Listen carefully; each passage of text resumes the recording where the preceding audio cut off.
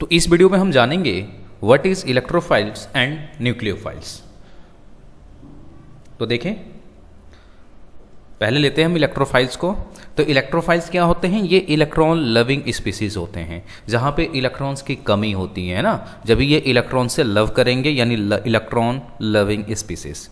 Electrophiles are electron deficient species and tend to attack the substrate at site of high electron density। यानी इनका attack उस substrate पे होता है जिसके पास इलेक्ट्रॉन डेंसिटी हाई हो। क्लियर? ये जो इलेक्ट्रोफाइल्स होते हैं ये न्यूट्रल स्पीसीज भी होते हैं, ध्यान रखना। आते हैं इसके क्लासिफिकेशन पे। तो जो पहला है कि स्पीसीज हैविंग पॉजिटिव चार्ज, मतलब जितने भी पॉजिटिव मॉलिक्यूल्स होंगे वो सारे के सारे इलेक्ट्रोफाइल्स होते हैं, कोई डाउट नहीं होना चाहिए, क्योंकि उनके पास पॉजिटिव का मतलब क्या है कि उसने इलेक्ट्रॉन्स अपना लॉस करा है, लूज करा है रिएक्शन के अंदर। ठीक है, for example H plus R plus alkyl group है ये, है ना, Cl प्लस NO प्लस। तो यानी इस तरह के जितने भी पॉजिटिव मॉलिक्यूल्स होंगे, NO2 plus C6H5 N2 plus, है ना, CH3C प्लस, इस तरह के बहुत सारे जो मॉलिक्यूल्स हो गए, ये सारे के सारे इलेक्ट्रोफाइल्स होंगे। क्लियर? तो ये ध्यान रखना, ये एग्जांपल्स हैं आपके, जिसके पास पॉजिटिव चार्ज है वो सारे इलेक्ट्रोफाइल्स हैं ये। Next, species having vacant p orbitals, यानी वैसे स्पीसीज जिसके पास वैकेंट p ऑर्बिटल्स है, तो आने वाले जो इलेक्ट्रॉन्स होंगे उसको कहाँ पे एडजस्ट करेगा? वो वैकेंट p ऑर्बिटल्स में।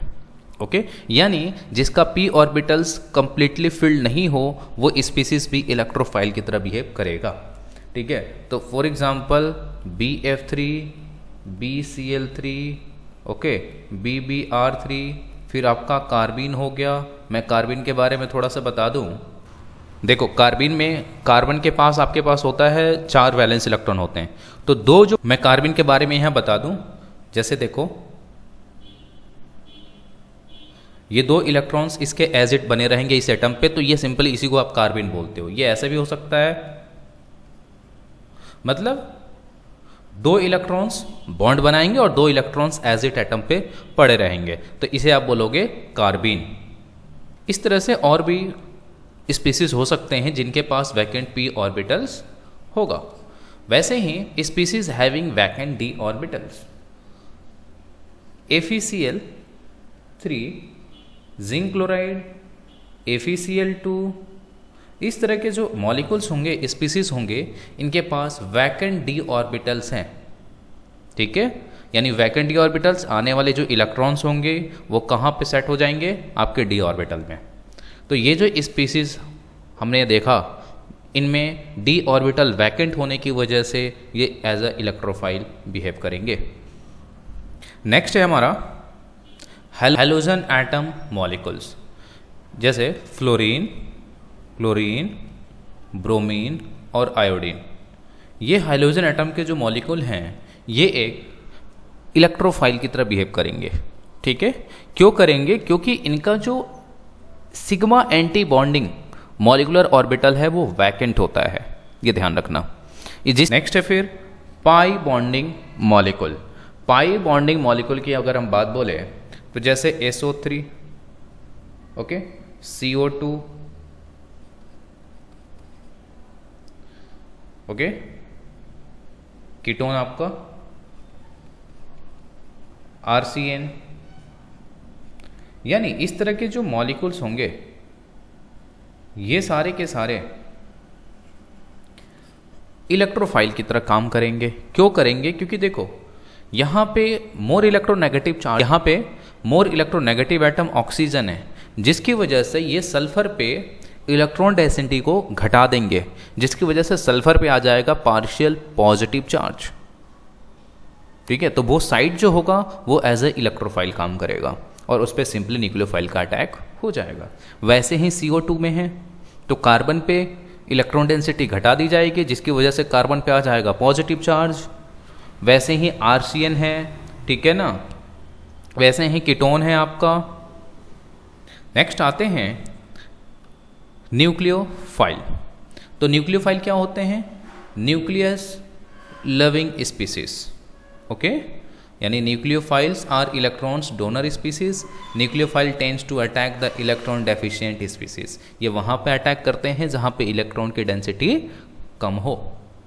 तो देखें, नेगेटिव चार्ज स्पीसीज जितने भी होंगे वो सारे के सारे आपके न्यूक्लियोफाइल की तरह बिहेव करेंगे, यानी वो न्यूक्लियोफाइल ही हैं। For example OH minus, OR minus, है ना, alkoxy group, thiol SH minus, okay, SR minus, R minus, Cl minus, आपका Br माइनस, है ना, I माइनस। तो इस तरह के जो ग्रुप हो गए वो सारे के सारे क्या हैं? न्यूक्लियोफाइल हैं। इनका अटैक कहाँ पे होगा? जहाँ पे इलेक्ट्रॉन की डेफिशिएंसी होगी, मतलब इलेक्ट्रोफाइल पे होगा। ओके, नेक्स्ट है हमारा ऑर्गेनो मेटालिक रिएजेंट। अब इसके अंदर जैसे Grignard reagent RMgX, okay, R minus Li, R2Cu, अब यहाँ पे negative charge Cu Li, okay. तो इस C है आपका लोन पेयर कंटेनिंग स्पीसीज, यानी जिसके पास लोन पेयर है वो भी न्यूक्लियोफाइल है। फॉर एग्जांपल वाटर, ठीक है, अल्कोहल, ये लोन पेयर अवेलेबल है। NH3 ammonia, okay, SH2, okay. तो इस तरह से ये जो स्पीसीज हैं जिनके पास लोन पेयर अवेलेबल है वो भी न्यूक्लियोफाइल की तरह बिहेव करेंगे, यानी वो न्यूक्लियोफाइल हैं। नेक्स्ट है आपका पाई बॉन्डेड मॉलिक्यूल्स। तो देखें, एल्कीन, अल्काइन,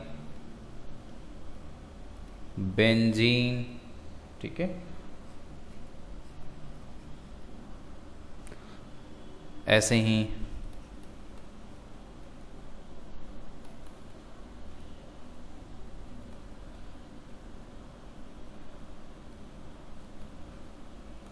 तो इस तरह के जो ग्रुप हो जाएंगे ये आपके न्यूक्लियोफाइल हो जाएंगे। एल्कीन, अल्काइन, बेंजीन, ये क्या करेंगे? अपना जो पाई इलेक्ट्रॉन है ना, इनके पास जो पाई है, ये जो पाई इलेक्ट्रॉन है, ये किसी को प्रोवाइड कर देंगे, इलेक्ट्रोफाइल को प्रोवाइड कर देंगे, ये है ना।